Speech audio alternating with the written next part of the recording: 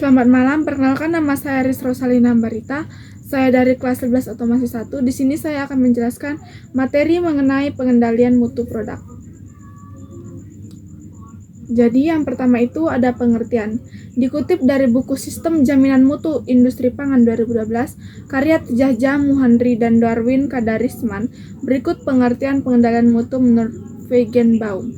Pengendalian mutu adalah pengukuran kinerja produk membandingkan dengan standar dan spesifikasi produk, serta melakukan tindakan koreksi bila ada penyimpangan.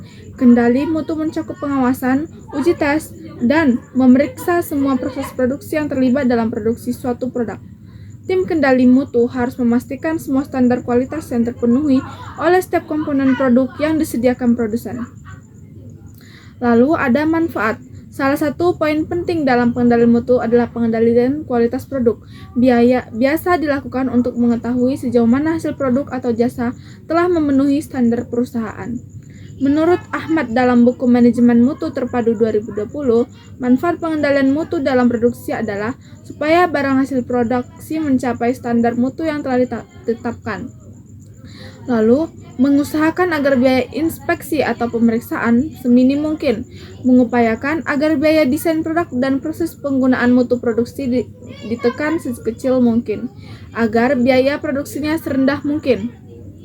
Lalu ada juga jenis kendali mutu. Jenis kendali mutu terbagi dua, yaitu quality control internal dan quality control eksternal. Quality control internal yaitu berhubungan dengan pembuatan protokol internal dan pemeriksaan sistem. Dalam hal ini, kendali mutu meliputi pengecekan peralatan secara rutin, menganalisis data karyawan. Lalu, quality control eksternal berkaitan dengan produk atau data yang akan dikirim ke perusahaan luar yang tidak memiliki afiliasi dengan perusahaan yang dimiliki. Contohnya, terhadap produksi pangan di mana perusahaan harus melakukan analisis nilai gizi. Lalu ada metode kendali mutu, dibagi menjadi 5, yaitu menyediakan daftar periksa atau daftar item yang penting untuk memproduksi dan menjual produk.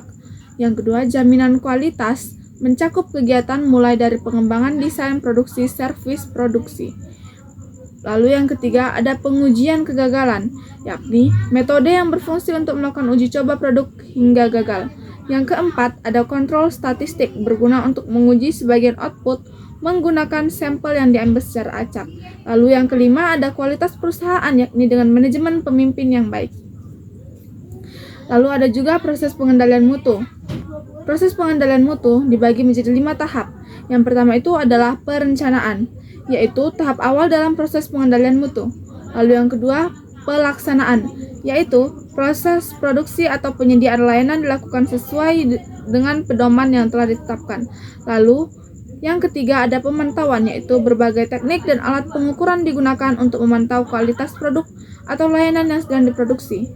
Lalu ada evaluasi. Evaluasi dapat melibatkan pengujian fisik, pengujian fungsional, atau pengujian pengguna. Lalu ada tindakan korektif, yaitu jika ditemukan cacat atau ketidaksesuaian dengan standar kualitas, tindakan korektif diambil untuk memperbaiki masalah tersebut. Lalu di sini ada juga tanggung jawab pengendali mutu. Yang pertama, memantau perkembangan produk yang diproduksi oleh perusahaan agar memperoleh kualitas dalam produk.